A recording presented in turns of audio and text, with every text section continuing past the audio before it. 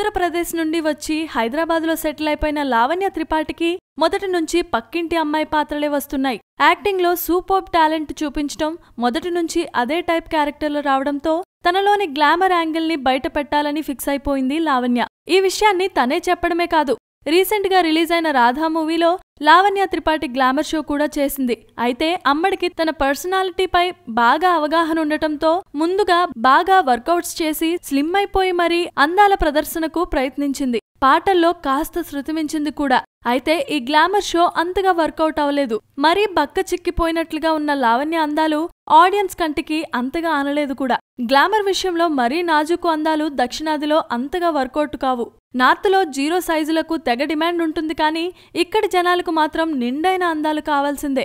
అందుకే మరీ సన్నగా మారిపోయి చూపించిన లావణ్య అందాలు రాధా మూవీలో అంతగా టాపిక్ అవ్వలేదు. ఇక క్యారెక్టర్ కూడా తక్కువగా ఉండటం, సినిమాకి సెంటర్ ఆఫ్ అట్రాక్షన్ గా శర్వానంద్ పాత్రే నిలవడం, కామెడీ కూడా శర్వా చుట్టూనే నడవటంతో లావణ్య అందాలు దాదాపుగా వృధా అయిపోయినట్లే. Please subscribe. Hi, it's me Purna. Please subscribe.